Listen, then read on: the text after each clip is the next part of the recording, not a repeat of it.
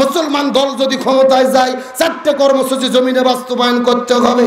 1 নম্বর নামাজ বাধ্যতামূলক করবে, 2 নম্বর যাকাত ভিত্তিক অর্থনীতি কায়েম করবে, 3 নম্বর ভালো কাজ চালু করবে, 4 নম্বর মন্দ কাজ বন্ধ করবে। ক্ষমতায় যাওয়ার পরে এই 4 কর্মসূচি যারা বাস্তবায়ন করতে চাবে তাদের পক্ষে আমাদের থাকতে হবে। বক্তব্যকে আব্দুল সালাম যুক্তিবাদী না আল্লাহর? সূরা হজ আয়াত নম্বর 41। জোরে বলেন কয় 40? তাহলে জোরে বলেন, রাজনীতি যদি করাই লাগে কিসের রাজনীতি করব? দল যদি করাই লাগে কিসের দল করব? আল্লাহর কোরআন বলেছেন ওমাইয়াবতাগি গায়রুল ইসলামি দীনান ফালা ইকবালা মিনহু ওয়া হুয়া ফিল আখিরাতি মিনাল খাসিরিন। ইসলাম বাদ দিয়ে যদি কেউ বিয়ে করে এই বিয়ে আল্লাহর দরবারে কবুল হবে না। ইসলাম বাদ দিয়ে যদি কেউ ব্যবসা করে ওই ব্যবসা আল্লাহর দরবারে কবুল হবে না। ইসলাম বাদ দিয়ে যদি কেউ রাজনীতি করে ওই রাজনীতি আল্লাহর দরবারে কবুল হবে না। কথা ক্লিয়ার না ভেজাল আছে? তাহলে চিৎকার করে বলেন শান্তির জন্য কি লাগবে? আর জোরে বলেন।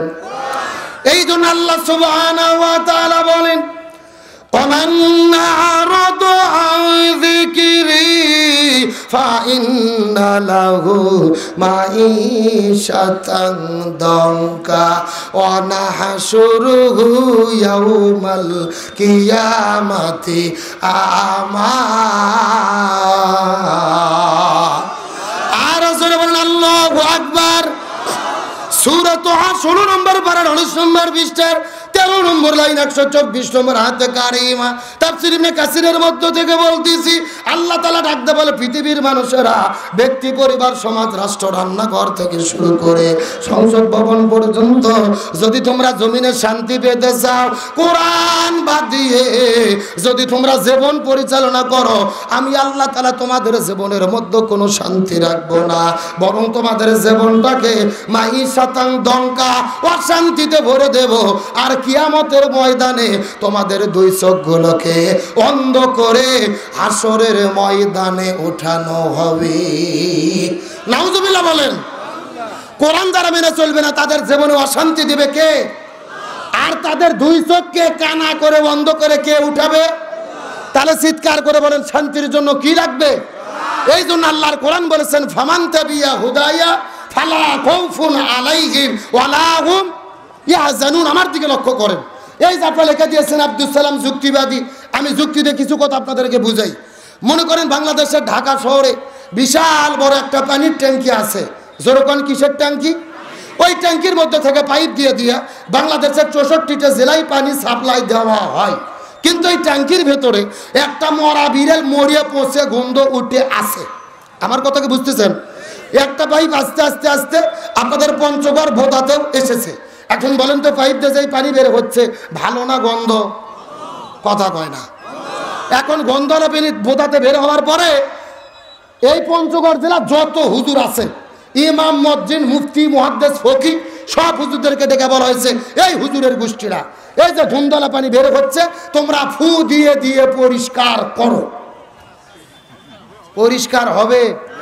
আচ্ছা আপনাদের পঞ্চগড় জেলার হুজুর তো দূরের কথা, কাবা শরীফের ইমামও যদি আসে ফু দেয় পানি পরিষ্কার হবে? বলেন তো পানি পরিষ্কার করতে গেলে কি পরিষ্কার করা লাগবে? ওই ঢাকা শহরের ট্যাঙ্কি পরিষ্কার করা লাগবে। এটাকে বুঝেছেন? এইবার আসল কথা শোনেন, আসল ওয়াজ শোনেন। এই বাংলাদেশের শান্তি প্রতিষ্ঠার একটা ট্যাঙ্কি আছে যার নাম হলো সংসদ ভবন। আরো জোরে বলেন।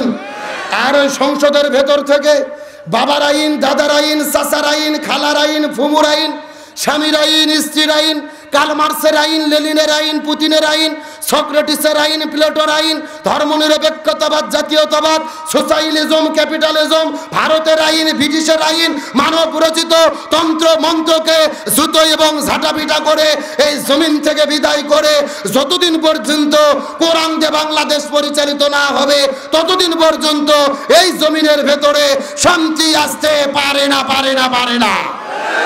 সুতরাং বাংলাদেশে শান্তি কায়েমের জন্য কোরআন দিয়ে বাংলাদেশ চলুক, এটাকে আপনারা চান? কারা কারা চান? দুটি হাত আল্লাহকে তুলে দেখান।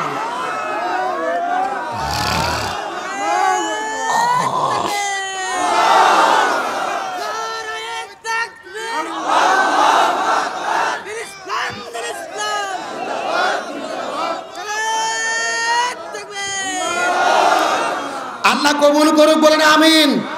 একেবারে সোজা কথা, জমিন যার আইন চলবে তার। আল্লাহর জমিনে আল্লাহর আইন কায়েম করা ছাড়া শান্তি আসতে পারে? এ গভীর মনোযোগ। গতকালকে আপনারা দেখেছেন মেজর ডালিম একটা সাক্ষাৎকার দিয়েছে সাংবাদিক ইলিয়াসের কাছে। যুবকেরা দেখছো কি দেখো নাই? এক সাক্ষাৎকারে পুরো বাংলাদেশের স্বাধীনতার যুদ্ধের ইতিহাস উল্টো পাল্টা হয়ে যাচ্ছে। এ কথা কন না গা। যেই মেজর ডালিম আমরা বাংলাদেশের মানুষ ভেবেছিলাম ও মরেই গেছে, কিন্তু হঠাৎ করে 50 বছর পরে তিনি সাক্ষাৎকারে মিডিয়ার মধ্যে চলে আসলেন। গভীর মনোযোগ বোঝার জন্য বলতেছি, লক্ষ্য করেন। ওকে প্রশ্ন করা হয়েছে, আপনি বঙ্গবন্ধুকে কেন হত্যা করেছেন? মেজর ডালিম পরিষ্কার করে বলেছে, স্বাধীনতার যুদ্ধের আগের বঙ্গবন্ধু আর 75-এর 15ই আগস্টের বঙ্গবন্ধু এক না। স্বাধীনতার যুদ্ধের আগে বাংলাদেশের মানুষেরা বঙ্গবন্ধুর জন্য জীবন দেওয়ার জন্য প্রস্তুত ছিল, আর 15ই আগস্টে বঙ্গবন্ধু বাকশাল কায়েম করে, রক্ষী বাহিনী কায়েম করে, 40,000 মানুষকে হত্যা করে এমন একটা শাসন কায়েম করেছিল। মানুষেরা নামাজ পড়ে পড়ে আল্লাহর কাছে দোয়া করে বলতেছিল, আল্লাহ এই জালেম থেকে আমাদের রক্ষা করেন। তার মানে 71-এর প্রেক্ষাপট আর 15ই আগস্টের প্রেক্ষাপট এক। অত্যাচার করেছে, জুলুম করেছে। তাকে প্রশ্ন করা হয়েছে শহীদ হয়েছিল কয় লাখ? মাথায় নষ্ট তার বক্তব্য শুনে। বলতেছে 30 লাখ শহীদ হয়নি, স্বাধীনতার যুদ্ধে শহীদ হয়েছে 3 লাখ। কয় লাখ? কিন্তু বলতেছে বঙ্গবন্ধু ইংরেজি ভালো পারে না। ওকে ইংরেজিতে প্রশ্ন করছে কয় লাখ লোক মারা গেছে, ও 3 লাখ না বলে বলতেছে 3 মিলিয়ন। কে রে 3 মিলিয়ন মানে হলো 30 লাখ। 3 লাখ আর 30 লাখ কি এক? 30 লাখ লোক যদি শহীদ হয় মুক্তিযুদ্ধে, প্রত্যেকটা ইউনিয়নে 655 জন করে শহীদ হতে হবে। আমাদের 5 ইউনিয়ন ঘুরলে তো 20 জনও পাওয়া যাবে না। এই কথা কর না কে? তার মানে বোঝা যায় ইতিহাসকে বিকৃতি করে জাতি হিসেবে আমাদেরকে বিভ্রান্ত করেছে একটা দল ভারতকে খুশি করার জন্য। ওই মেজর ডালিমের 3টে কথা শোনার পরে মনটা ভরে গেছে। তার 3টে বক্তব্য শুনে আমি তাকে স্যালুট দিয়েছি।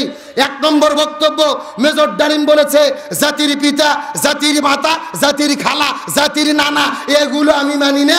মুসলমান হিসেবে বিশ্বাস করি মুসলমানদের একমাত্র জাতির পিতা হযরত ইব্রাহিম আলাইহিস সালাম। আল্লাহু আকবার বলবেন না? এটা হলো কোরআনের বক্তব্য। জোরে বলেন কিসের বক্তব্য? আল্লাহর কোরআন বলেছেন মিল্লাতা আবিকুম ইব্রাহিম ওয়া সাম্মাকুমুল মুসলিমিন। মুসলমানদের জাতির পিতার নাম কি?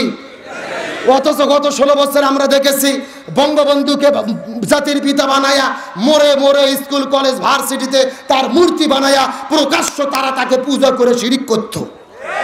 আর আল্লাহ কিন্তু সব সহ্য করে, কিন্তু শিরিক সহ্য করে না। আল্লাহর কোরআন বলছেন ইন্না শিরকা লা যুলমুন আযীম, নিশ্চয় শিরিক হলো মহা জুলুম। অন্য জায়গায় আল্লাহ বলছে আল্লাহ শিরিকের গুনাহ কখনো মাফ করে। আল্লাহর কি খেলা? 16 বছর ধরে তারা বঙ্গবন্ধুর মূর্তি বানাইয়া পূজা করে শিরিক করেছে। আর শেখ হাসিনা পালিয়ে যাওয়ার 5 মিনিটের ভেতরে পুরো বাংলাদেশের বঙ্গবন্ধুর মূর্তি ভাস্কর্যকে আল্লাহ মাটির সাথে মিশে দিয়েছে। তাহলে মুসলমান হিসেবে আমাদের জাতির পিতার নাম কি? ইব্রাহিম আলাইহিস সালাম। মেজর ডালিমকে স্যালুট দেয় বক্তব্যের জন্য। 2 নম্বর, তিনি বলেছেন আমাদের বাংলাদেশের যে জাতীয় সঙ্গীত, এটা মুসলমানের জাতীয় সঙ্গীত নয়, ভারতের জাতীয়। আপনার কবি গুরু রবীন্দ্রনাথ ঠাকুর সারা জীবন বাংলাদেশের স্বাধীনতার বিরোধিতা করেছে, অথচ ভারত চাপিয়ে দিয়েছে। ভারতের বুদ্ধি শুনে ওই নরেন্দ্র মোদীর গানটাকে বাংলাদেশের জাতীয় সঙ্গীত বানানো হয়েছে। এটা 90% মুসলমান কখনো মেনে নিতে পারে না।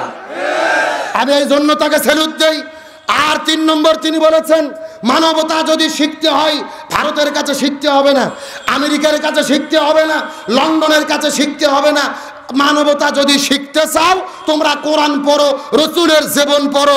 কোরআন এবং রসুলের জীবনের ভেতরেই রয়েছে শ্রেষ্ঠ মানবতা। আল্লাহু আকবার বলেন। এমনকি তিনি বিপ্লবী ছাত্রদেরকে বলেছে তোমরা কোরআন হাতে নিয়ে শপথ নাও, কোন সংবিধান তোমাদেরকে মানতে হবে না, কোরআন হাতে নাও, নতুন করে সংবিধান প্রণয়ন করো। এবং তিনি আর একটা মারাত্মক কথা বলেছে, 71 সালে কোন দাড়ি টুপিওয়ালা জামাত ইসলামী কোন দলকে আমি অপকর্ম করতে দেখিনি। তার মানে বোঝা যায় সত্য কখনো চাপা থাকে না। এ কথা কন না কে? সত্য একদিন প্রকাশিত হয়। মেজর ডালিমের সংবাদ যখন টক শো করতেছিল 8 লাখ লোক একসাথে দেখেছে। সাংবাদিক ইলিয়াসকে ধন্যবাদ দেই। আমরা বলি রাজনীতি নয়, সময় এসেছে স্বাধীনতার সঠিক ইতিহাস জাতিদেরকে জানাতে হবে। এই তরুণ প্রজন্ম আর ভ্রান্তর মধ্যে আমরা থাকতে চাই না। মেজর ডালিম তিনি জাতির ষষ্ঠ সন্তান, অভ্যুত্থান করে জাতিকে মুক্ত দিয়েছিল। ওই মেজর ডালিমের গলায় ফুলের মালা দিয়ে দেশের মধ্যে সসম্মানে ফিরে আনা দরকার। তার কারণ মাজলুমদের পক্ষে যারা, আমরাও তাদের পক্ষে আছি না নাই? আমরা কোরআনের জন্য কি সবাই এক হতে রাজি আছি? এই বাংলাদেশে কোরআনের শাসন কায়েম হওয়া ছাড়া জমিনে শান্তি আসতে পারে? আরো জোরে বলেন, শান্তি আসতে পারে? আমরা যদি এক না থাকি ওই স্বৈরাচার আবার দেশে ঢুকবে। বলতেছি আমি বাংলাদেশের সীমানার কাছে আছি, যে কোনো সময় শর্ট করে ঢুকে পড়তে পারি। আমরা বলতেছি ম্যাডাম আপনি আসেন, আপনি শর্ট করে ঢুকবেন আর আমরা আপনাকে ফট করে আয়না ঘরে ঢুকে দেবো।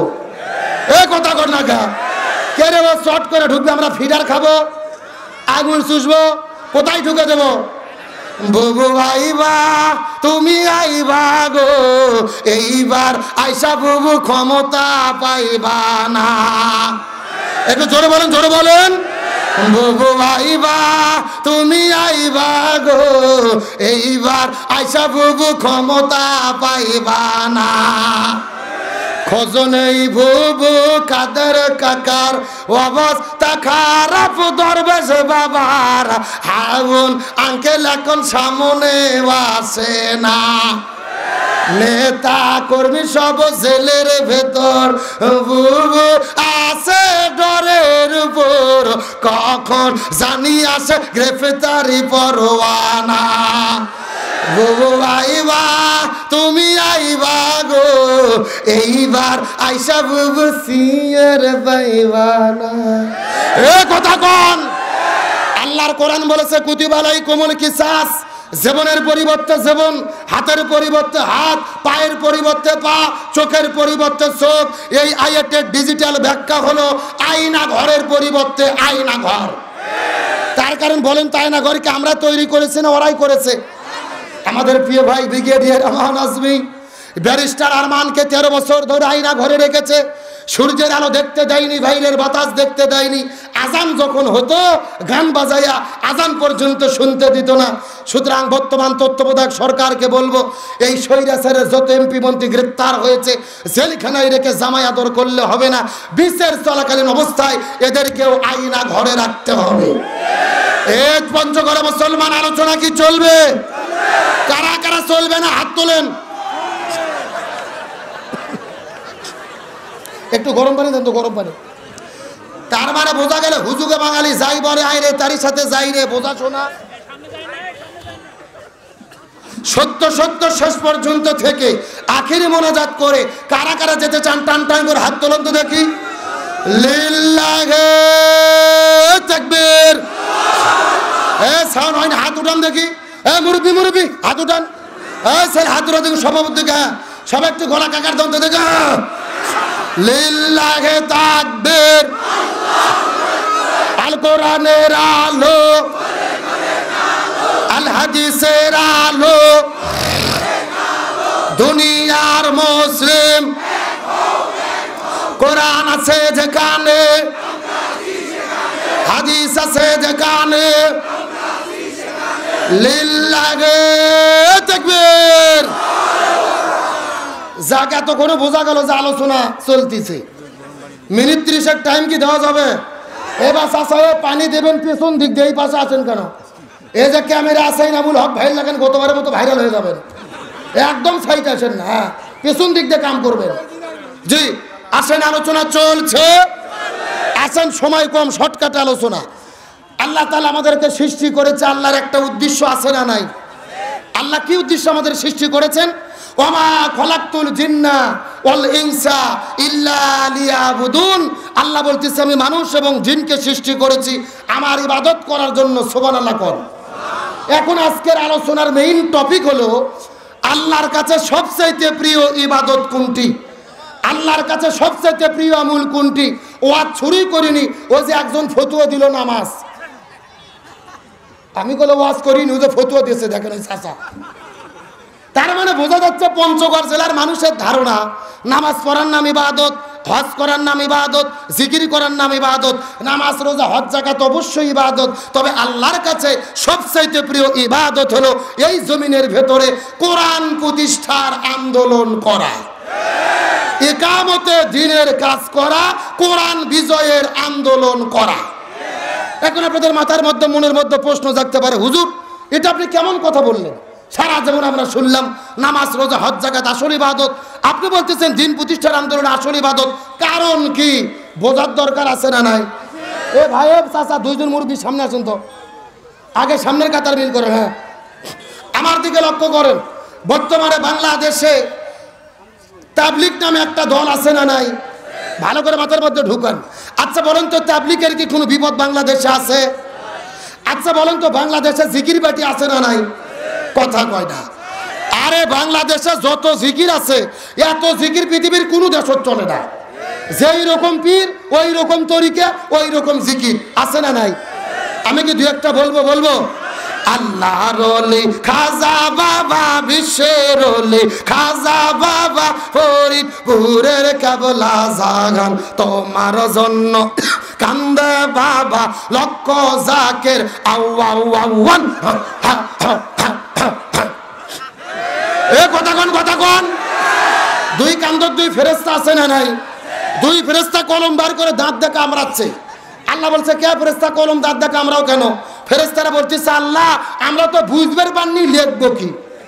কে রে কোরআন হাদিসের মধ্যে হোকামুখি কোথাকুতি কোনো জিকির আছে? জিকির হলো ফরজ ইবাদত। জোরে বলেন কি ইবাদত?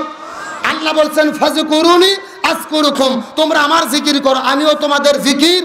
তাহলে ফরজ যদি জিকির হয় রাসূলের তরিকায় করা দরকার আছে না নাই? রাসূল বলেছেন জিকিরের সহি শব্দ হলো 4টি। জোরে বলেন কয়টি? সুবহানাল্লাহ, আলহামদুলিল্লাহ, লা ইলাহা ইল্লাল্লাহ, আল্লাহু আকবার। এই 4টে শব্দ ছাড়া সহি কোনো জিকির, অথচ বাংলাদেশে জিকির চলে বসেন বইছে যান। এ কথা কোন না গা? তাহিরিকে চেনো না যুবকেরা? তাহিরি এখন তার তাহিরির জিকির চলতেছে, আর বন্ধুর জিকির চলতেছে। তাহিরি বসে আছে আর বন্ধু জিকির করতেছে, হেমতেই আল্লাহ হেমতেই আল্লাহ। এ কথা কোন না গা? মুর্শিদ আমার জোরে সাকি মহিমা জানে, গলার মালা বানাইয়া ধীরে ধীরে টানাইয়া হেমতেই আল্লাহ হেমতেই আল্লাহ। আমার তো মনে বলে এদের চাপা জুতো দেবেন দরকার। এ কথা কোন না গা? কেন ছাগলের 3 নম্বর বাচ্চার মতো লাপাচ্ছে আর হেমতে আল্লাহ এগুলো জিকির না ফাজলেমি? গত 3 দিন আগে দেখলাম একটা মাহফিলে কিছু শ্রোতা বাস ধরে নাচতে নাচতে জিকির করতে করতে মাথার চড়ে দূরের মতো ঝুলকিছে আর জিকির করতেছে। পন্থে গেলে কি জিকির না ফাজলেমি? আমার তো মনে বলে এদের জিকির দেখে হিন্দু বৌদ্ধ খ্রিস্টান এই বিধর্মীরাও আমাদেরকে নিয়ে হাসাহাসি করে। জিকিরে মুসলমান ধর্মেরা জিকিরের নামে করে কি? এদের সমস্ত জিকির দেখে আবার কিছু বাউল শিল্পী গান বের করেছে। আমি কি বলবো এত লাফাস কেন রে তোরা, এত লাফাস কেন, এত লাফাস কেন রে তোরা, এত লাফাস কেন, লাফায়া খোদারে পাইলে আগে পাইতো ব্যাং। বলতেছে লাভ পারে পারে যদি আল্লাহর কাছে যাওয়া যেত, মানুষের আগে ব্যাং আল্লাহর কাছে যেত। এই সমস্ত ভণ্ডদের থেকে আল্লাহ আমাদের হেফাজত করুক, বলেন আমিন। আসেন জিকির সম্পর্কে কথা বলা আমার উদ্দেশ্য নয়, যে আলোচনা করতেছিলাম এই জিকির নিয়ে যারা নাচানাচি করতেছে এদের কি কোনো বিপদ বাংলাদেশে আছে? নামাজ পড়লে কি কোনো বিপদ আছে? হজ করলে কি কোনো বিপদ আছে? বাংলাদেশে একটা মাত্র ইবাদত করলে বিপদ হয়। আপনারা কি বুদ্ধি করে বলতে পারবেন এটা? সাহাবীরা বলতেছে ইয়া রাসূলুল্লাহ এটা কেমন কথা বললেন? আপনি না 3 দিন আগে ওয়াজ করলেন একটা রোজার এত দাম, ইচ্ছা করে যদি কেউ একটা রোজা ছেড়ে দেয় লাগাতার 60টে রোজা রাখতে হবে, আবার যদি একটা রোজা ছেড়ে দেয় আবার লাগাতার 60টে রোজা রাখতে হবে। আপনি কেন রোজা ছাড়তে বললেন? রাসূল বলতেছে বেশি বোঝার চেষ্টা করো না। ওমা আতাকুমুর রাসূল ফাখুযুহু ওমা নাহাকুম আনহু ফান্তাহু। আমি নবী যা বলেছি তা তোমরা করো, যা করতে নিষেধ করি তা থেকে দূরে থাকো। আবু জেহেল মদিনে আক্রমণ করেছে আর বসে থাকা যাবে না, এখন আবু জেহেলের মোকাবেলা করতে হবে। তার মানে বোঝা গেল রোজা রাখা ইবাদত, কিন্তু রোজার চাইতেও দামি ইবাদত হলো এই জমিনে কোরআন বিজয়ের আন্দোলন করা। আমার যে বন্ধুগণ মুসলমান ভাইরা গভীর মনোযোগ, কোনো দিকে নজর নাই, কোনো দিকে তাকাতাকি নাই। কয়েকটা মিনিট আপনাদের মধ্যে কথা বলবো, মনোযোগ দেব, যার চেষ্টা করবেন। আমার নবীজির চাচা সাহাবী হানজালা নতুন বিবাহ করার পরে ওই বউটাকে নিয়ে যখন তিনি আস্তে করে বাসর ঘরের মধ্যে চলে গেছেন, সাহাবী হানজালা নতুন বিয়ে করে বউটাকে নিয়ে বাসর ঘরের মধ্যে চলে গেছেন। গভীর রজনীতে রাতের বেলা মদিনার অলিগলি থেকে কে যেন ডাকতে বলে, কুতিলা মোহাম্মদ, কুতিলা মোহাম্মদ, মুসলমানদের নবী মোহাম্মদকে হত্যা করে বিদায় করে দেওয়া হয়েছে। এই কথা শোনার পরে সাহাবী হানজালা বাসর ঘরের মধ্যে থেকে বউটাকে বিছানার মধ্যে রাখার পরে হঠাৎ করে বাসর ঘর থেকে বের হবার পরে এক দৌড়ে চলে গেলেন কূপের মধ্যে ফরজ গোসল করবে। আস্তে করে যখন কূপের মধ্য থেকে পানিটা উত্তোলন করেছে, কূপের পানি যখন শরীরের মধ্যে ঢালবে, এমন সময় আবার কে যেন চিৎকার করে ডাক দেয়া বলে, কুতিলা মোহাম্মদ, মুসলমানদের নবী জমিনের মধ্য থেকে ওদের প্রান্তরে বিদায় নিয়ে চলে গেছে। এই কথা শোনার পরে হানজালা ওই গোসলের পানি ফেলে দেওয়ার পরে এক দৌড়ে চলে গেলেন আপনার বাসর ঘরের ভেতরে। একটা তরোয়াল নেওয়ার পরে একটা করে দৌড় দিলেন তিনি উহুদের যুদ্ধের ময়দানে যাওয়ার জন্য। পেছন দিক থেকে বিবি তার কাপড়টা টেনে ধরেছে। বাসর ঘরে নতুন বিবি ডাক দিয়ে বলে, ও গো পানের স্বামী, আপনি যুদ্ধ করতে যাবেন উহুদের প্রান্তরে, আমার কোনো টেনশন নাই, তবে আপনার তো ফরজ গোসল বাকি, আপনি তো ফরজ গোসল করেন নাই, আপনি ফরজ গোসলটা বাকি রেখে কেমন করে আপনি জিহাদের ময়দানে যাবেন? এই কথা বলার পরে বিবি যখন পেছন দিক থেকে টান ধরেছে, এমন সময় হযরত হানজালা ডাক দিয়ে বলে, ও গো প্রাণের বিবি, আমি যদি ফরজ গোসল করা শুরু করি আর গোসল করতে করতে যদি দেরি হয়ে যায় আর মুসলমানদের নবী উহুদের প্রান্তরে যদি শহীদ হয়ে যায়, আল্লাহ যদি হাসরের ময়দানে আমাকে জিজ্ঞেস করে ডাকতে বলে, হানজালা তুমি তো বাসর ঘরের মধ্যে ছিলে, বাসর ঘরের মধ্যে সময় পার করলা আর মুসলমানদের নবী উহুদের প্রান্তরে শহীদ হয়ে গেল, তুমি কেমন করে বাসর ঘরের মধ্যে সময় পার করলা? এমন প্রশ্ন যদি আল্লাহ করে রে, আমি হাসরের ময়দানে আল্লাহর কাছে কেমন করে জবাব দেব? লিল্লাহি তাকবীর। এ পঞ্চগড় মুসলমান গভীর মনোযোগ, কোনো দিকে তাকাতাকি নেই। নবী যুদ্ধের প্রান্তরে বিদায় নিয়ে চলে যায়, আমি আল্লাহর কাছে কেমন করে জবাব দেব? এই কথা বলার পরে তরোয়াল নিয়ে বের হবার পরে দৌড়াইতে দৌড়াইতে তিনি চলে গেলেন উহুদের প্রান্তরে। উহুদের প্রান্তরে যুদ্ধ করা শুরু করলেন।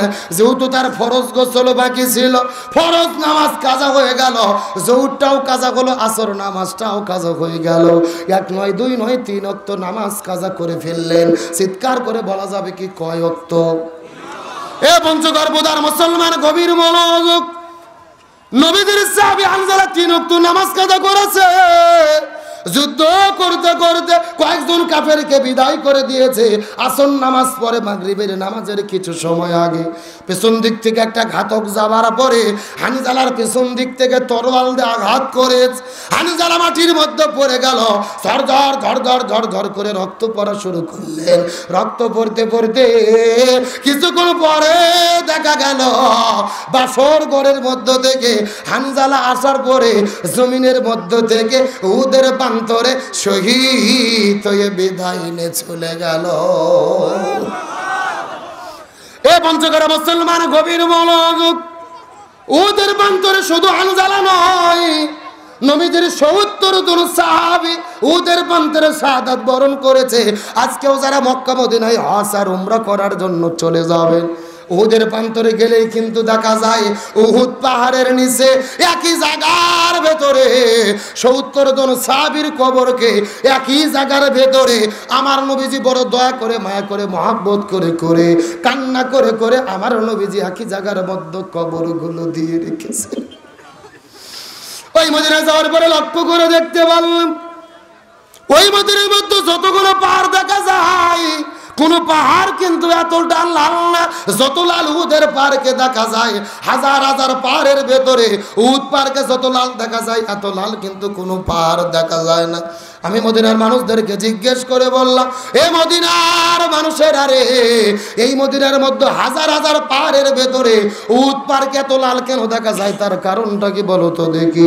এমন সময় মদিনার মানুষেরা বলে, হুজুর এর পেছনে কারণ হলো আমরা কিতাবের মধ্যে পড়েছি পূর্বপুরুষদের কাছ কাছে শুনেছি উহুদের যুদ্ধের দিনে আমার নবী যুদ্ধ করতে করতে পিছন দিক থেকে কাফেরেরা যাবার পরে নবীজির মাথার হেলমেটের উপরে যখন আঘাত করেছে, নবীজির মাথার হেলমেটটা ভাঙার পরে দাঁতের মধ্যে ঢুকে পড়ে নবীজির দন্দর মুবারকটা শহীদ হয়ে গেছে। নবীজির মুখের মধ্যে থেকে ঝরঝর ঝরঝর ঝরঝর করে রক্ত পড়া শুরু করলো। একটা ফোঁটা রক্ত যখন মদিনার মধ্যে পড়েছে, পুরো মদিনা থরথর থরথর থরথর করে কাঁপা শুরু করেছে। আর একটা ফোঁটা রক্ত যখন উহুদ পাহাড়ের নিচে পড়েছে, পুরো উহুদ পাহাড়টা কাঁপতে কাঁপতে কাঁপতে কাঁপতে কাঁপতে কাঁপতে ওই সাদা আর কালো থেকে লাল আকার ধারণ করেছে। আমি নবী না চিনিলাম, কি ভুল করিলাম, আমি নবী না চিনিলাম, কি ভুল করিলাম, ভস্মে ঢালিলাম ঘি,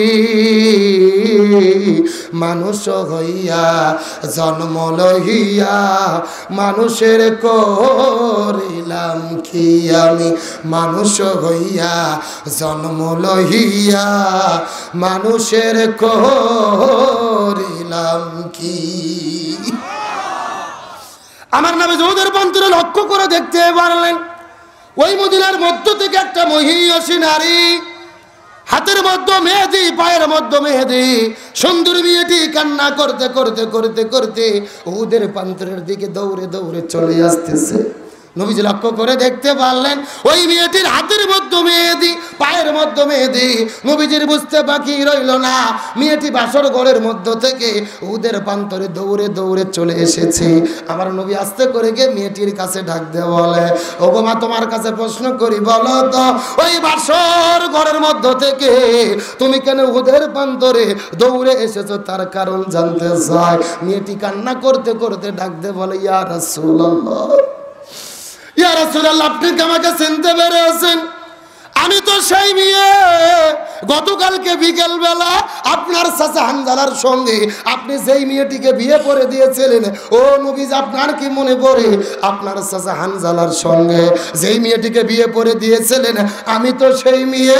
আপনার চাচা আমাকে বিয়ে করে নেওয়ার পরে বাসর ঘরের মধ্যে যাবার পরে আমাদের যখন প্রেম ভালোবাসা মহব্বত চলতেছিল, আমাদের মধ্যে যখন ফুলসজ্জার রাত পার হচ্ছিল, বাইর থেকে কে যেন ডাক দিয়ে বলেছিল, কুতিলা মুহাম্মদ, মুসলমানদের নবী বিদায় নিয়ে চলে গেছে।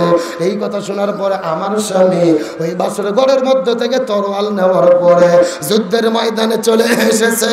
ওগো নবীজি, আমি শুনতে পেরেছি আমার স্বামী হানজালা এই জমিনের মধ্য থেকে বিদায় নিয়ে চলে গেছে। ওগো নবী, আপনি ভুল বুঝবেন না, আমার স্বামী জমিনের মধ্য থেকে বিদায় নিয়ে চলে গেছে।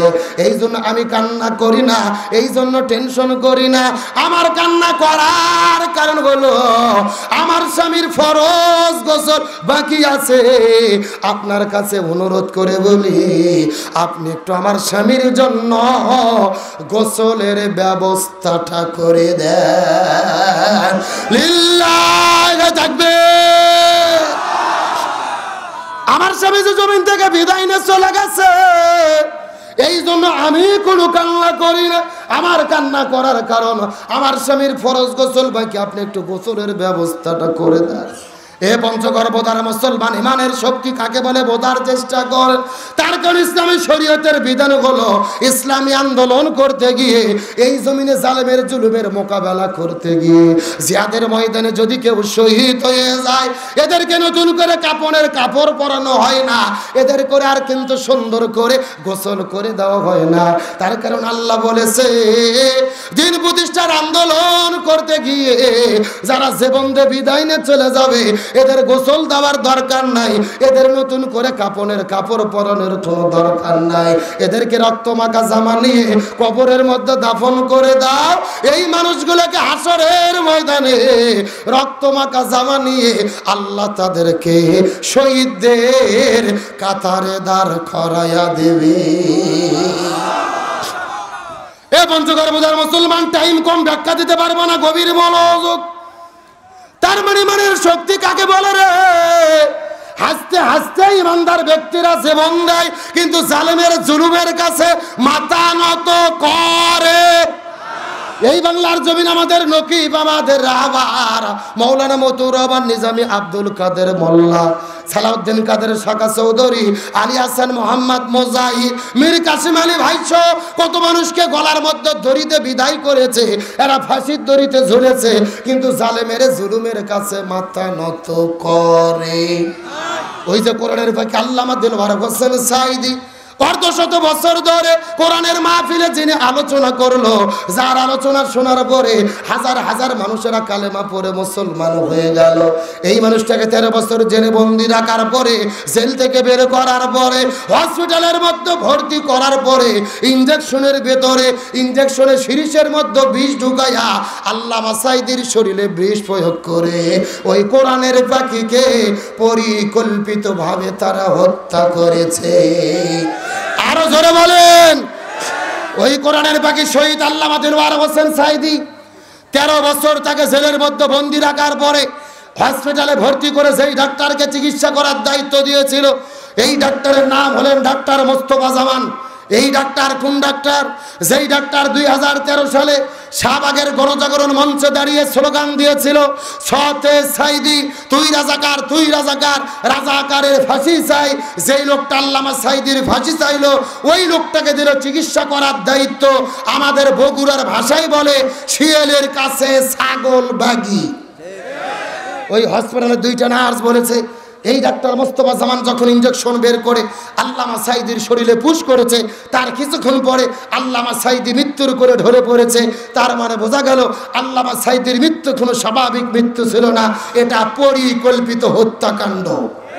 সুতরাং বর্তমান ডক্টর ইউনূস সরকারকে বলবো, কোরআনের পাখি আল্লামা সাঈদীকে চিকিৎসা করার নামে যারা হত্যার দিকে, মৃত্যুর দিকে ঠেলে দিয়েছে, এদের প্রত্যেককেই গ্রেফতার করে ফাঁসির দড়িতে ঝুলাতে হবে। আমরা আলেমদের হত্যার বিচার চাই কি চাই না? তবে একটা কথা পরিষ্কার করে বলি, আলেমদেরকে যারা শেষ করতে চেয়েছে তারাই দেশ থেকে শেষ হয়ে গেছে। এ কথা কর না কে? স্বৈরাচার হাসিনা বলেছিল শেখের বেটি পালাই না, শেখের বেটি, অথচ উনি পালিয়ে গেলেন। এ আপনাদের রংপুরের সন্তান ইরশাদ চাচা চেনেন না? ক্ষমতা ছাড়ছে, জেলে বন্দী হয়েছে, তারপরেও দেশ ছেড়ে যায়নি। ইরশাদ চাচা হলো বাপের বেটা।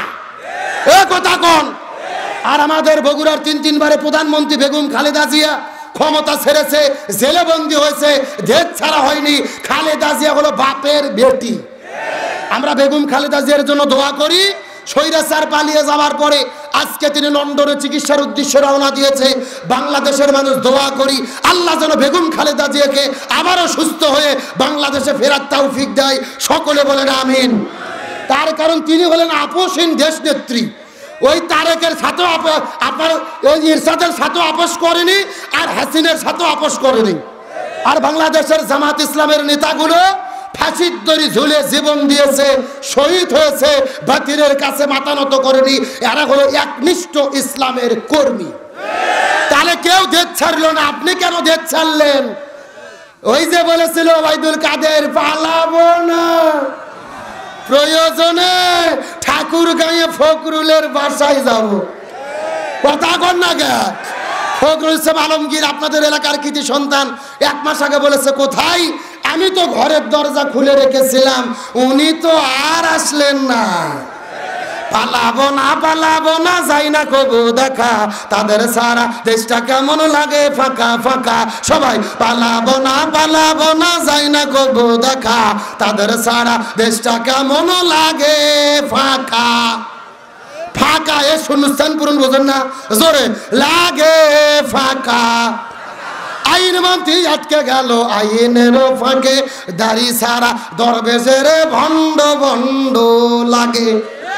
শুনছি কত নেতা নেত্রী খাইতেছে ভাই ডান্ডা, বিষের প্রতি কালা মানিকের ফাটিয়েছে তাই আন্ডা। ও যুবকেরা কথা বলো। ফেসবুক, টেলিভিশন, পত্রিকা, নিউজের মধ্যে দেখেননি? এই যে বিশাল বড় দাড়ি, নাম ছিল দরবেশ বাবা। কি বাবা? সালমান এফ রহমান। ময়না দাড়ি কোনা কাটে কিলিং সেভ করে আইনমন্ত্রীর সাথে করে নিয়ে পালাতে গেছে। আইনমন্ত্রী যখন পুলিশ ধরে ফেলেছে, আইনমন্ত্রী বলতেছে, স্যার আমাকে একা কেন ধরলেন? এই যে দরবেশ বাবা। এ কথা কোন? বিএনপি আর জামাতের নেতারা যদি ধরা পড়ে, এরা চিন্তা করে আমরা ধরা পড়ছি আর একটা ভাই যেন ধরা না পড়ে, আর ওরা চিন্তা করে মিলে জিলেই ডিম থেরাপি খাই। আর ওই যে বিচারপতি কালামানিক ছিল, নাম শোনেননি? আল্লামা সাইদিকে যিনি ফাঁসি রায় দিয়েছিল, আর টকশোতে গিয়ে টকশো গরম করে বলতো সাইদির কেন ফাঁসি হলো না, সাইদি রাজাকার কেন ফাঁসি দেওয়া হলো না। আল্লাহর কি খেলা, হাসিনা পালিয়ে যাওয়ার 15 দিন পরে ছেলের দিয়ে তিনি ভারতে পালিয়ে যাবে, 15,000 টাকা দেন ওরা করছে, জোরে কোন কয় হাজার। আল্লাহর কি খেলা, যেই লোক ভাড়া করেছে ওই লোক টাকা গুনে নিয়ে ময়নাক জনগণক ধরিয়ে দিয়েছে, আর জনগণ ধরে এমন হাদিয়ে দিয়েছে একেবারে কলার পাতার যেরকম ছোট বাচ্চাকে আমরা খাতনা করে শুয়ে রাখি ওই রকম ময়নাক শুয়ে রাখছে। আর পরের দিন আদালত নিয়ে গিয়ে এমন হাদিয়ে দিয়েছে, ভাই বিচারপতি কালামানিক আছে কিন্তু কালামানিকের বিসি নাই। আইন মানতি আটকে গেল আইনের ফাঁকে, দাড়ি সারা দরবেশের ভণ্ড ভণ্ড লাগে। শুনছি কত নেতা নেত্রী খাইতেছে ভাই ডান্ডা, বিচারপতি কালামানিকের ফাটিয়েছে তাই আন্না। পলকেরও ঝলক গেল থামিয়ে নেটের চাকা, তাদের সারা দেশটা কেমন লাগে ফাঁকা ফাঁকা। পালাবো না যাই না কবু দেখা, তাদের সারা দেশটা কেমন লাগে ফাঁকা ফাঁকা। কই গেল সেই সংসদেতে মমতাজের গান, কোথায় গেল হযরত বলা শামীম ওসমান? শামীম ওসমানকে চেনেন না? এ সর্বপ্রথম ডায়লগ দিয়েছিল খেলা হবে, কিন্তু গত 3 দিন আগে আবুধাবিতে দেখেছি রাস্তার মধ্যে জনগণ তাকে ধরছে গণধোলাই দেওয়ার জন্য, ও বাঁচার জন্য রাস্তার মধ্যেই নামাজত দাঁড়িয়ে গেছে। মানে মনে হচ্ছে জিবরাইলের খেলা তো ভাই এইমাত্র জান্নাত থেকে পালিয়ে আসলো। ও সংসদে বক্তব্য দিত, আমি প্রতিদিন 500 রাকাত নফল নামাজ পড়ি, 70 রাকাত তাহাজ্জুদ পড়ি। আজকে জীবন বাঁচানোর জন্য দাঁড়িয়ে গেছে, ছেলে পেলে বলতেছে সালাম ফের তোর বাটাম ফাটানো হবে। 1 ঘন্টা পার হয়ে যায় ও সালাম ফেরে না, সর্বশেষ সালাম ফিরেছে মুখের মধ্যে দাড়ি। তোমরা বলেছিল খেলা হবে, আসল খেলা যখন শুরু হলো তোমাদের খুঁজে পাওয়া গেল না। কই গেল সেই সংসদেতে মমতাজের গান, কোথায় গেল হযরত বলা শামীম ওসমান? ইনু মিনুর দীপু মনি আছে কারাগারে, পাপ করিলে পাপ কখনো সারে কি আর তারে। কোথায় গেল স্পিকারের দৃষ্টি আঁকা বাঁকা, তাদের সারা দেশটা কেমন লাগে ফাঁকা ফাঁকা। পালাবো না যাই না কবু দেখা, তাদের সারা দেশটা কেমন লাগে ফাঁকা ফাঁকা। আলোচনা কি চলবে? কারা কারা চলবে? দুটো হাত আল্লাহকে তুলে দেখান। লিল্লাহে তাকবীর। আজকের মাহফিল চলছে চলবে, লিল্লাহে তাকবীর। আজকের মাহফিল পঞ্চগড়ের মাহফিল, সানপাড়ার মাহফিল কতক্ষণ চলবে? সারা রাত। কে এটা কি হুজুর মারা আওয়াজ নাকি? না ভাই, আমার যা টাইম ছিল টাইম শেষ। শোনেন, আমি গত বছর এই মাহফিলে প্রধান বক্তা ওয়াজ করছি 3 ঘন্টা, মনে নাই আপনাদের? কিন্তু এইবার আমাকে দাওয়াত দিয়েছে বিশেষ মুফাসসির।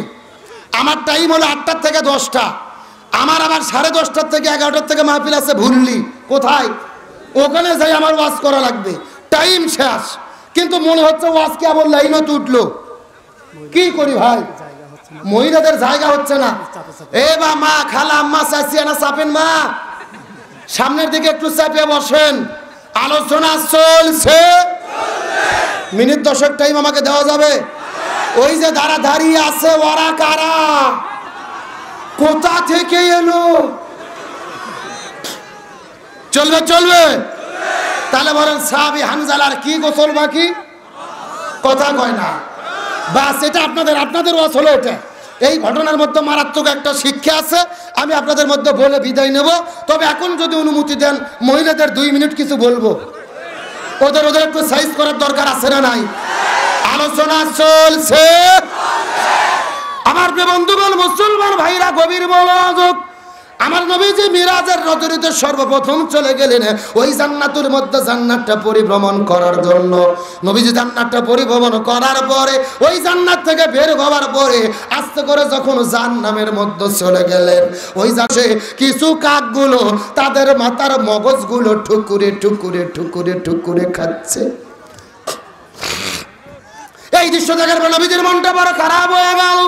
নবীজি জিবরাইলকে জিজ্ঞাসা করে বলে, ও ভাই জিবরাইল, এই সমস্ত মহিলা কারা একটু বলো তো দেখি, তোমার কাছে জানতে চাই। জিবরাইল বলে, ইয়া রাসূলুল্লাহ, মন খারাপ করবেন না, এই মাত্র আল্লাহর পক্ষ থেকে আমাকে জানাইয়া দিয়ে দেওয়া হলো আপনার উম্মতের ভেতরে অধিকাংশ মহিলারা জাহান্নামে যাবে। অধিকাংশ মহিলাগুলো যাবে কোথায়? একটু কথা বলেন না কেন, কোথায়? নবীজির মনটা বড় খারাপ হয়ে গেল। জিবরাইলকে জিজ্ঞাসা করে ডাকতে বলে, ও ভাই জিবরাইল, অধিকাংশ মহিলা কেন জাহান্নামের মধ্যে যাবে বলো তো দেখি। জিবরাইল ডাকতে বলে, ইয়া রাসূলুল্লাহ, অধিকাংশ মহিলা জাহান্নামের মধ্যে যাবে, এর পেছনে অনেকগুলো কারণ রয়েছে, তার ভেতরে প্রধানত কারণ হলো দুইটা। জোরে বলেন কয়টা? সাউন্ড নাই কে রে ভাই? আপনাদের কি কষ্ট হচ্ছে? এই যে আমি বসে আছি মাঝখানটা সোজা, ডান দিকে এক ভাগ, বাম দিকে আর এক ভাগ। আপনারা মুখ বন্ধ করেন, আপনারা বলেন তো দেখি, অধিকাংশ মহিলা জাহান্নামে যাবে, তার পেছনে কারণ হলো কয়টা? আরো জোরে। আপনারা মুখ বন্ধ করেন, আপনারা বলেন তো দেখি, অধিকাংশ মহিলা জাহান্নামে যাবে, তার পেছনে কারণ হলো কয়টা? ওরে বাবা, কে রে ভাগ করে দিয়ে না সাউন্ড বাজতেছে? তার মানে আপনার আলসামি করতেছেন না? আমার বন্ধুগণ, মুসলমান ভাইরা, গভীর মনোযোগ। ডানে যারা আছেন কথা বলবেন, বামে যারা আছেন কথা বলবেন, মঞ্চে যারা বসে আছেন তারাও কথা বলবেন। সবাই মিলে চিৎকার করে বলেন তো দেখি, অধিকাংশ মহিলা জাহান্নামে যাবে, তার পেছনে কারণ হলো কয়টা? আরো জোরে। জোরে বলো না। নবীজির মনটা বড় খারাপ হয়ে গেল। জিবরাইলকে ডাকতে বলি, ও ভাই জিবরাইল, কোন দুই প্রকার মহিলা জাহান্নামে যাবে বলো তো দেখি। জিবরাইল ডাকতে বলি, ইয়া রাসূলুল্লাহ, এই দুইটা কারণের মধ্যে প্রথম নম্বর কারণ হলো যেই মহিলাগুলো মাথার চুলগুলো বের করে, আজরা পাজরা বের করে, বেপরদা অবস্থায় রাস্তাঘাটে ঘোরাফেরা করে, এই সমস্ত মহিলাগুলো জাহান্নামে যাবে। তার মানে বোঝা গেল বেপরদা নারী যারা জাহান্নামে যাবে তারা এই অনুষ্ঠান পূরণ বোঝেন না। জোরে, বেপরদা নারী যারা। কে রে, পর্দার মিছিল করতে কি ভয় লাগে? এত জোরে মিছিল করবেন সাউন্ড যেন একেবারে মহিলাদের প্যান্ডেল পর্যন্ত চলে যায়।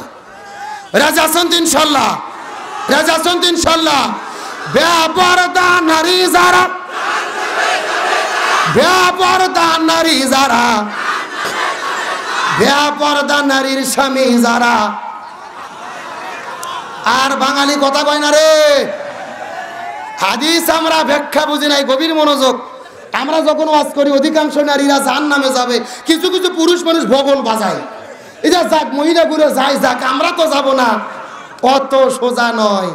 হাদিসের ব্যাখ্যায় রাসূল বলেছেন, একটা মহিলা যদি জাহান্নামে যায়, ওই মেয়েটির কারণে কমপক্ষে আর 4 জন পুরুষকে জাহান্নামে যেতে হবে।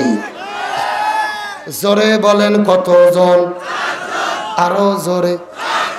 জোরে হলো না। এ পঞ্চগড় মুসলমান, গভীর মনোযোগ। জানি না জীবনে কোনোদিন হাদিসটা শুনেছেন কেনা, ব্যাখ্যা বোঝার চেষ্টা করবেন। এই পঞ্চগড় জেলার যদি একটা মহিলা জাহান্নামের মধ্যে চলে যায়, ওই মেয়েটি একা একা জাহান্নামে যাবে না, ওই মেয়েটির কারণে আরো 4 জন পুরুষকে জাহান্নামে যেতে হবে।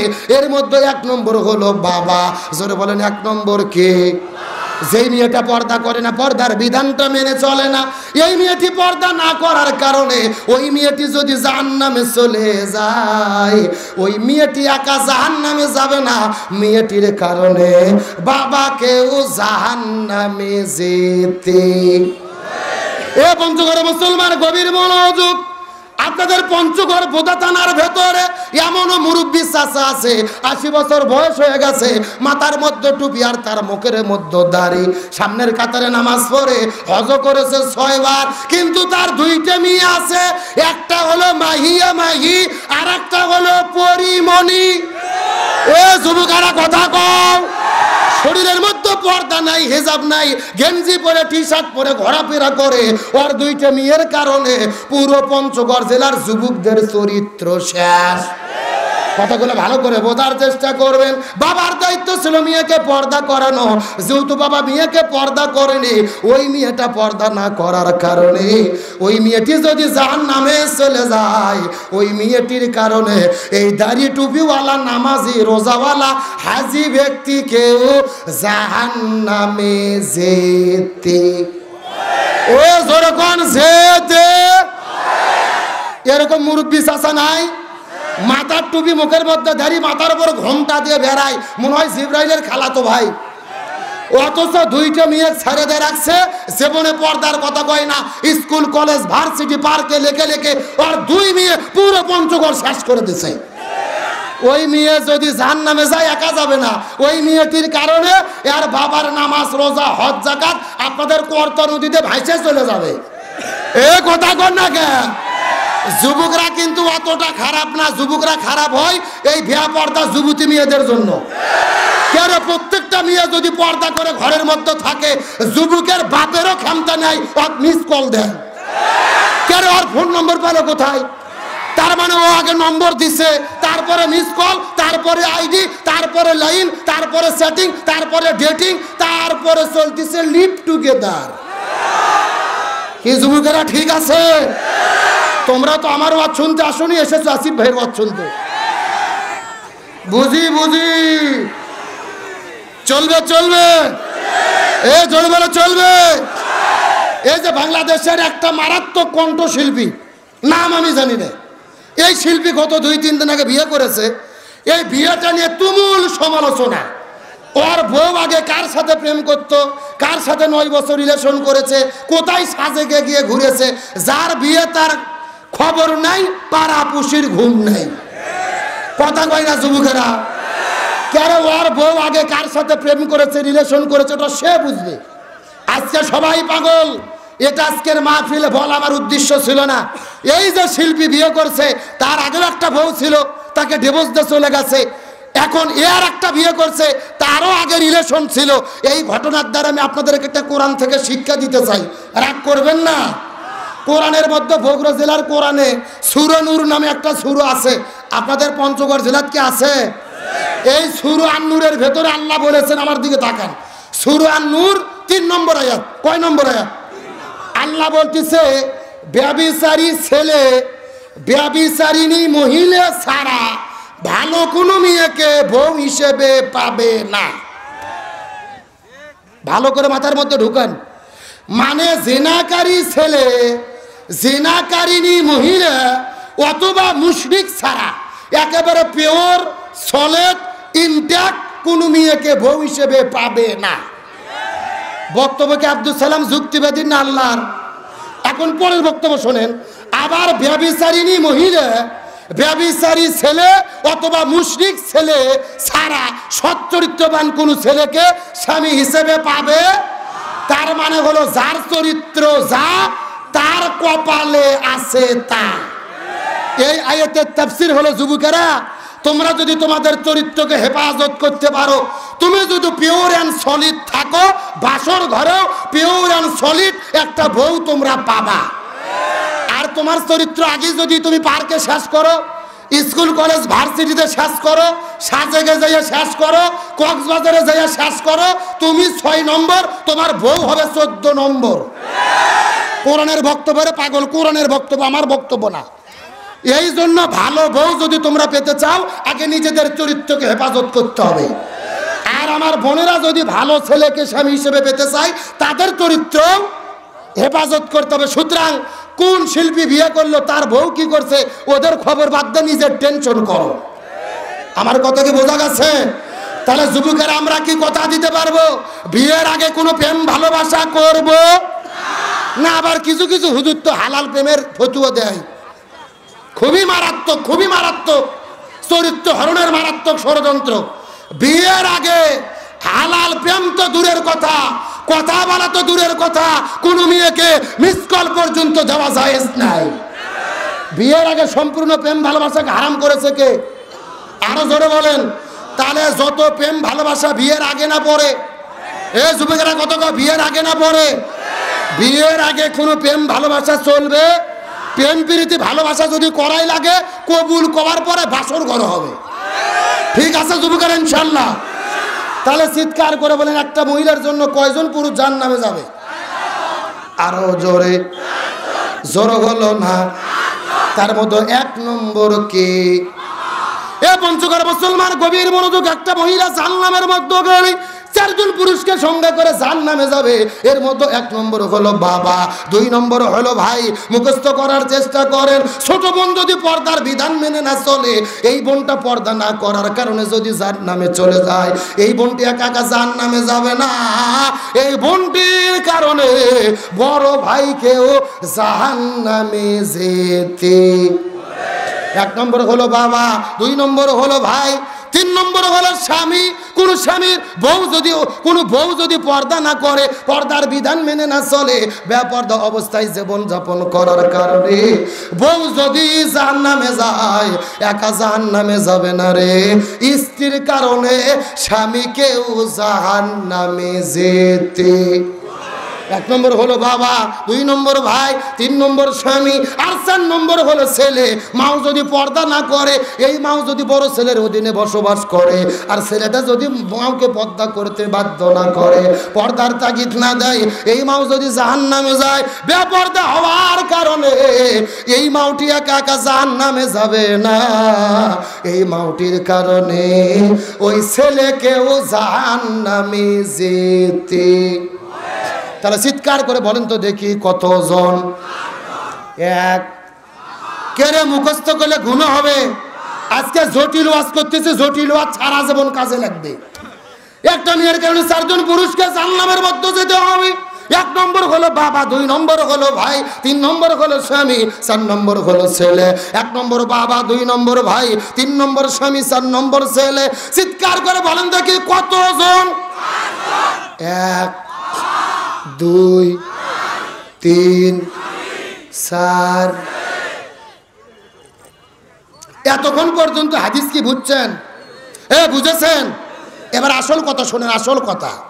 এইবার হাদিসেরা নিজেদের জীবনের সঙ্গে হাদিসটা মিলানোর চেষ্টা করেন। এ পঞ্চগড় 5 পীরের মুসলমান, গভীর মনোযোগ। এই 4টা দিক যদি আমরা গবেষণা করে দেখতে পারি, হয় আমাদের বউ পর্দা করে না, বউ পর্দা করলে মাও করে না, মাও করলে বোন পর্দা করে না, আবার বোন করলে মেয়ে পর্দা করে না। তার মানে বোঝা গেল রে, এই হাদিস গবেষণা করে বোঝা যায় আমরা কোনো না কোনো দিক দিয়া ধরা খাইয়ে বসে আছি। কথা কয় না বাঙালি, কথা কয় না? কেন হাদিস এতক্ষণ বুঝলেন কি? ভাই আপনার বউ পর্দা করে না, বউ পর্দা করলে মাও করে না, মাও করলে বোন করে না, আর বোন করলে মেয়ের তো ধাক্কাই যাওয়া যায় না। তার মানে এই 4টে দিক গবেষণা করলে বোঝা যায় আমরা কোনো না কোনো সাইড দিয়ে ধরা খাইয়ে আজকের মাহফিলত বসে। তার মানে বোঝা গেল হাদিসের ব্যাখ্যা। এই পঞ্চগড় জেলার 5 পুর এলাকার ভেতরে, এই চানপাড়া এলাকার ভেতরে অধিকাংশ মহিলা যদি জাহান্নামে যায়, অধিকাংশ মহিলা জাহান্নামে যাবে না রে। অধিকাংশ মহিলার কারণে অধিকাংশ পুরুষদের কেউ জাহান্নামে যেতে। বাস হাদিস ক্লিয়ার। পঞ্চগড় জেলার অধিকাংশ মহিলা যদি জাহান্নামে যায়, অধিকাংশ মহিলার কারণে অধিকাংশ পুরুষরাও। এত আসতে বলতেছেন কেন? জোরে বলেন, কোথায় যাবে? তার মানে বোঝা গেল আমরা যদি জাহান্নামের আগুন থেকে বাঁচতে চাই, আগে আমাদের বাড়ির গুলো বাঁচার লাগবে। এই জন্য আল্লাহর কোরআন বলছে, কু আনফুসাকুম ওয়া আহলিকুম নার, নিজেও জাহান্নামের আগুন থেকে বাঁচো, পরিবারের সদস্যদেরকেও। তাহলে চিৎকার করে বলেন, বেপরদা নারী যারা।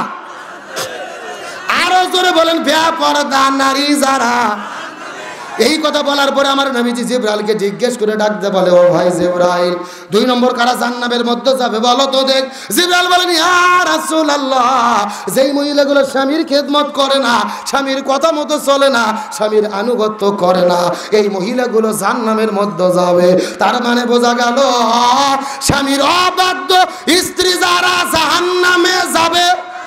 চিৎকার করে বলেন, বেপরদা নারী যারা, স্বামীর অবাধ্য স্ত্রী যারা।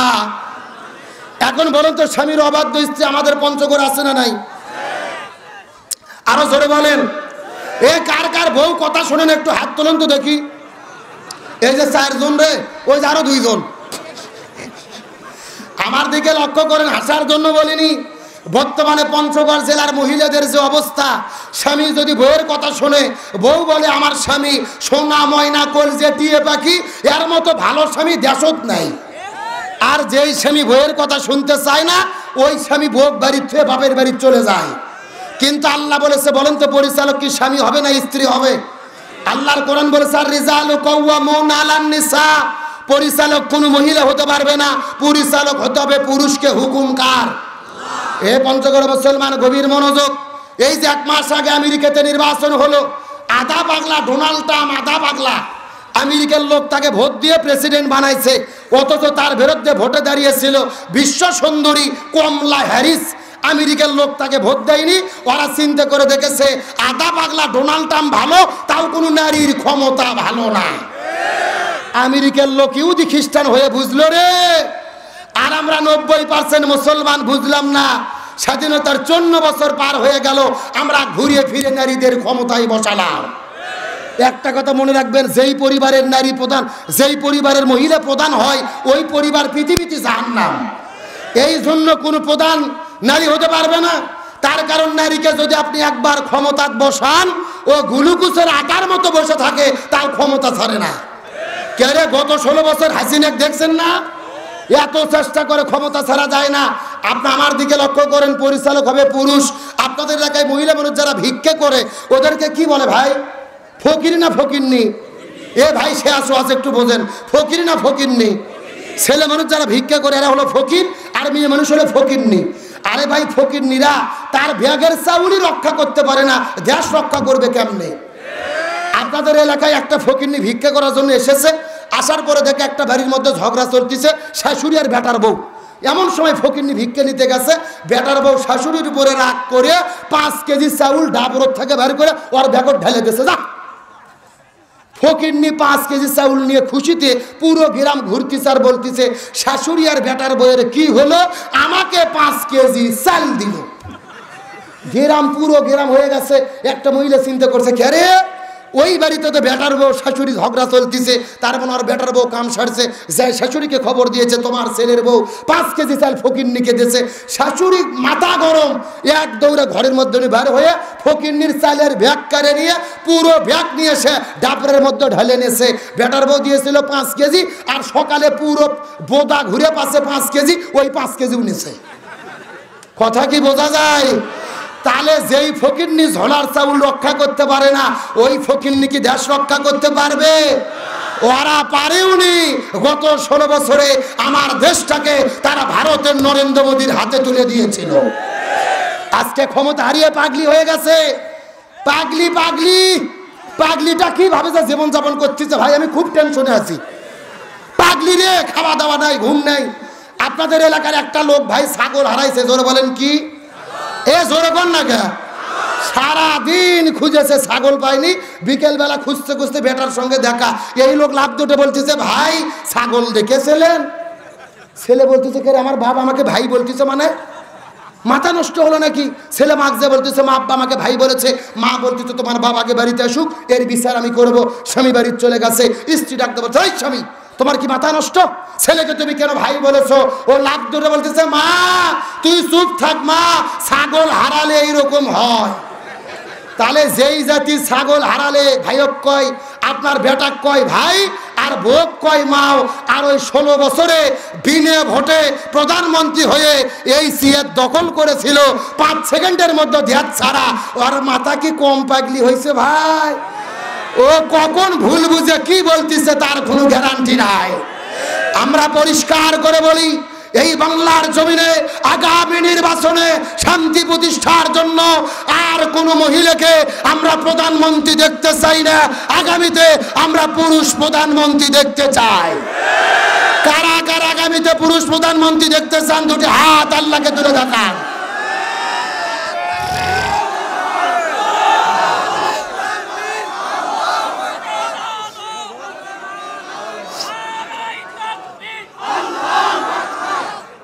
আল্লাহ কবুল করে বলেন আমিন। এ শোনেন, এই বক্তব্যকে রাজনৈতিক বক্তব্য ভাববেন না। বিএনপির যদি তারেক রহমান প্রধানমন্ত্রী হয় আমাদের আপত্তি আছে? জামাতের ডাক্তার শফিকুর রহমান প্রধানমন্ত্রী হলে আপত্তি আছে? চরমনের পীর প্রধানমন্ত্রী হলে আপত্তি আছে? আমাদের সোজা কথা, দল যেটাই ক্ষমতার যাক, আর কোন মহিলা দাজ্জালকে দেখতে চাই না, পুরুষ প্রধানমন্ত্রী চাই। এটা কি আমার বক্তব্য না কোরআনের বক্তব্য? তাহলে চিৎকার করে বলেন মহিলাদের পর্দা করার দরকার আছে না নাই? আরো জোরে বলেন। আমার বন্ধুগণ, মুসলমান ভাইরা গভীর মনোযোগ। এই জন্য আমার নবী বলেছেন মহিলাদের 4টা আমল করা লাগবে। এই 4টা আমল করলে 8টা জান্নাতের দরজা খুলে দেওয়া হবে। 1 নম্বর হলো নামাজ, 2 নম্বর হলো রোজা, 3 নম্বর স্বামীর খেদমত, 4 নম্বর পর্দা। এই 4টা আমল যদি কোনো মহিলা করতে পারে, আল্লাহ তাদের জন্য 8টা জান্নাতের দরজা খুলে দেবে। যেই দরজা পছন্দ ওই দরজা দিয়ে তারা জান্নাতে চলে যাবে। মহিলারা যদি পর্দা না করে কবরের মধ্যে কেমন আযাব হতে পারে লক্ষ্য করে বোঝেন। আর একটা মিনিট মহিলাদের জন্য কথা বলবো, গভীর মনোযোগ। ওই পাকিস্তান দেশের করাচি শহরের ঘটনা। একটা সুন্দরী মেয়ে পাকিস্তান করাচি শহরের মধ্যে বিদায় নিয়ে চলে গেল। আল্লামা তারেক জামিল রহমতুল্লাহ আলাইহি তার কিতাবের মধ্যে বর্ণনা করে বলে, এই সুন্দরী মেয়ে বিদায় নেওয়ার পরে এলাকার মানুষেরা যখন তার জন্য কবর খোঁড়া শুরু করলো, কবর করতে করতে লক্ষ্য করে দেখা যায় এই কবর খোঁড়া যখন শেষ হয়ে যাবে, লক্ষ্য করে দেখা গেল রে এই কবরের ভেতরে 1 নয় 2 নয় 99টা বিষাক্ত সাপ এসে হাজির হয়ে গেছে। কয়টা সাপের কথা বললাম? এই দৃশ্য দেখার পরে এলাকার মানুষেরা বড় পাগল হয়ে গেল। প্রথম কবর বাদ দিয়ে 2 নম্বর কবর খনন করা শুরু করলো। ওই 2 নম্বর কবর খনন করতে করতে ওই 2 নম্বর কবর খননটা যখন শেষ হয়ে যাবে, 2 নম্বর কবরের মধ্যেও 99টা সাপ দেখতে পারলেন। 3 নম্বর কবর খনন করলেন, ওই 3 নম্বর কবরে আবার 99টা সাপ দেখতে পারলেন। চিৎকার করে বলেন তো সর্বমোট কবর খনন করেছে কয়টা? আরো জোরে বলেন। একে একে 3টা কবর খনন করলো, 3 কবরের মধ্যেই কয়টা সাপ? এলাকার মানুষেরা জানাজানি হয়ে গেল, পেপার পত্রিকায় খবর চলে গেল। ওই পাকিস্তান দেশের বড় বড় মুফতি মুহাদ্দিসদেরকে ডাকা হলো, পাকিস্তানি আলেমদেরকে ডাকার পরে জিজ্ঞেস করা হলো, এ পাকিস্তানের আলেমেরা তোমরা ফতোয়া দাও তো দেখি এখন আমরা কি করব। পাকিস্তান দেশের আলেমেরা বলে, এই 3টা কবর কেন? 3000 কবর কেন? 3 লক্ষ কবর কেন? যদি 3 লক্ষটি কবর খনন করো কোনো লাভ হবে না রে। এই মেয়েটি যে আমল করেছে ওই আমলের কর্মফল তাকে কবরে ভোগ করতে হবে। ওই মেয়েটি কি এমন পাপ করলো যেই পাপের কারণে কবরের মধ্যে 99টা সাপ? আমাদের জানার দরকার আছে না নাই? এ পঞ্চগড় মুসলমান গভীর মনোযোগ অবশ্যই বলবো। তবে এখন আমি আপনাদের আলোচনার মধ্যে ফিরে নিয়ে চলে যেতে চাই। আমার হাতে টাইম নাই আপনাদের মধ্য থেকে বিদায় নিয়ে চলে যাব। কথাটা সুন্দর করে বোঝার চেষ্টা করবেন। ওই যে সাহাবীর ওই উহুদের প্রান্তরে পড়ে আছে, কি গোসল বাকি?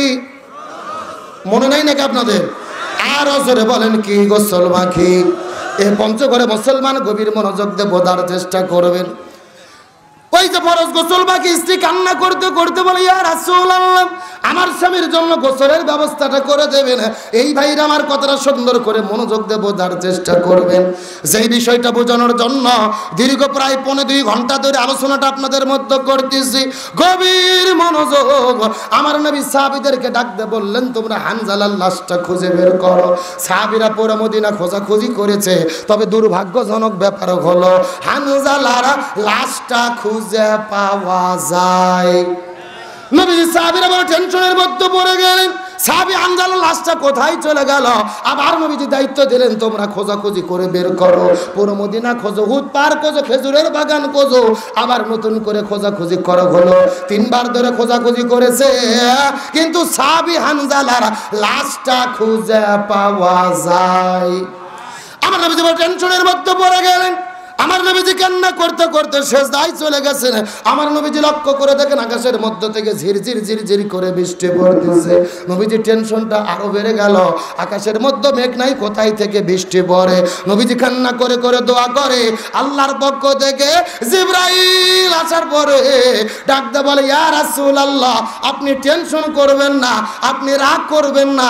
আপনার চাচা হানজালা বাসর ঘরের মধ্য থেকে ফরজ গোসল বাদ দিয়ে জিহাদের ময়দানে চলে এসেছে, 3 ওয়াক্ত ফরজ নামাজ কাজা করেছে, আল্লাহ তাআলা হানজালার উপরে এত বেশি রাজি খুশি হয়ে গেছে রে, আল্লাহ জান্নাতের ভেতর থেকে জান্নাতে ফেরেশতা পাঠায়া হাউজে কাউসার আর জমজমের পানি দিয়ে সাহাবী হানজালার গোসলের ব্যবস্থাটা করেছে। লিল্লাহি তাকবীর। এ পঞ্চগড়ে মুসলমান গভীর মনোযোগ, কি বুঝলেন? একদিকে ফরজ গোসল বাকি, আর একদিকে 3 ওয়াক্ত ফরজ নামাজ বাকি। ইসলামী আন্দোলন করার জন্য, দিন কায়েম করতে গিয়ে জীবন দেওয়ার জন্য আল্লাহ এত বেশি রাজি খুশি হয়েছে, আসমান থেকে জান্নাতে ফেরেশতা পাঠায়া তার জন্য গোসলের ব্যবস্থাটা করে দিয়েছে। তার মানে বোঝা গেল ফরজ গোসলের চেয়ে, ফরজ নামাজের চেয়ে আল্লাহর কাছে সবচাইতে প্রিয় হলো এই জমিনে কোরআন বিজয়ের আন্দোলন করা। এই জন্য আল্লাহর কোরআন বলে ওয়ামা ওয়াসাইনা বিহি ইব্রাহিম ওয়া মুসা ওয়া ঈসা আন আকিমুদ্দিন ওয়ালা তাতাফাররাকু ফি। হে পঞ্চগড়ে মুসলমান গভীর মনোযোগ, আল্লাহর ঘোষণা, হযরত ইব্রাহিম আলাইহিস সালাম, হযরত মুসা, ঈসা, এই জমিনের ভেতরে যত নবী রাসূল প্রেরণ করেছি প্রত্যেকটা নবী রাসূলের দায়িত্ব ছিল আন আকিমুদ্দিন, তারা যেন জমিনে দিন কায়েম করে। তোমরাও যদি মুসলমান হও, দিন কায়েমের আন্দোলন করতে হবে। ওয়ালা তাতাফাররাকু ফি, এই ব্যাপারে কোনো দলাদলি করা যাবে না। চিৎকার করে বলেন হুকুম কার? এ পঞ্চগড়ে মুসলমান কান খাড়া করে বোঝার চেষ্টা করেন। আল্লাহর কোরআন বলেছেন আকিমুস সালাহ ওয়া আতুজ যাকাত, তোমরা নামাজ কায়েম করো, যাকাত প্রদান করো। 82 জায়গার মধ্যে আল্লাহ একই কথা বলেছে, কিন্তু নামাজ কায়েমের ব্যাপারে ওয়ালা তাতাফাররাকু ফি, দলাদলি করা যাবে না, এমন কথা আল্লাহ কোরআনের কোনো জায়গায় বলেনি।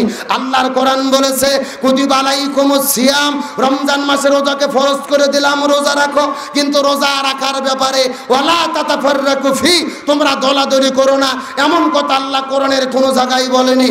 আল্লাহর কোরআন বলেছে ওয়ালিল্লাহি আলান নাসি হিজ্জুল বাইত মান ইসতাতা ইলাইহি সাবিলা, যদি তোমাদের সামর্থ্য থাকে হজ করো, কিন্তু হজ করার ব্যাপারে ওয়ালা তাতাফাররাকু ফি, তোমরা দলাদলি করো না, এমন কথা আল্লাহ কোরআনে বলেনি।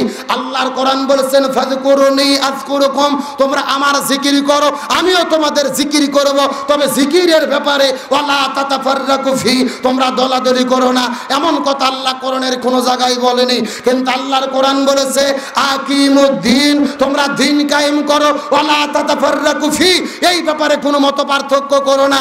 তার মানে বোঝা গেল আল্লাহ খুব ভালো করে জানে নামাজ, রোজা, হজ, যাকাত এইগুলো নিয়ে কোনো দলাদলি হবে না। যত দলাদলি হবে এই জমিনে কোরআন বিজয়ের আন্দোলন নিয়ে।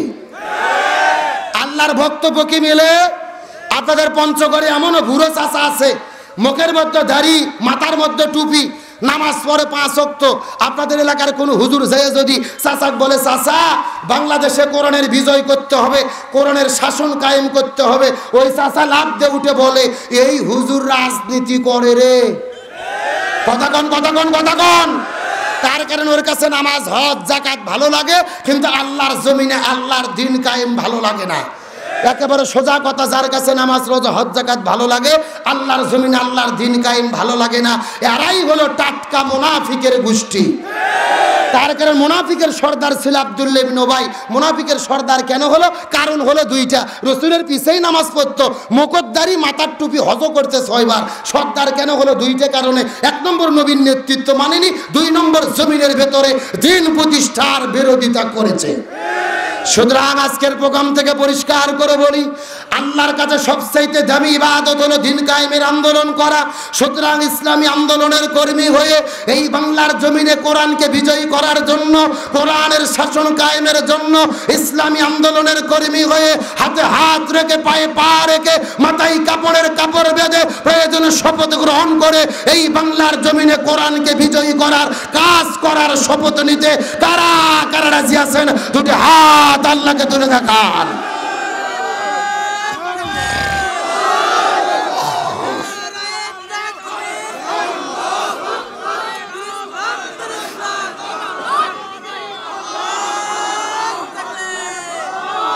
আল্লাহ কবুল করুক, বলেন আমিন। একেবারে সোজা কথা, জমিন যার আইন চলবে তার। আল্লাহর জমিন আল্লাহর আইন কায়েম করা ছাড়া শান্তি আসবে? আপনাদের কি কষ্ট হচ্ছে? রাগ করতেছেন? আপনারা কি সত্যি আলোচনা কি চলবে? কারা কারা চলবে না হাত তোলেন। ওরে বাবা, 11টা না বাজতে ঘুম ধরে গেল।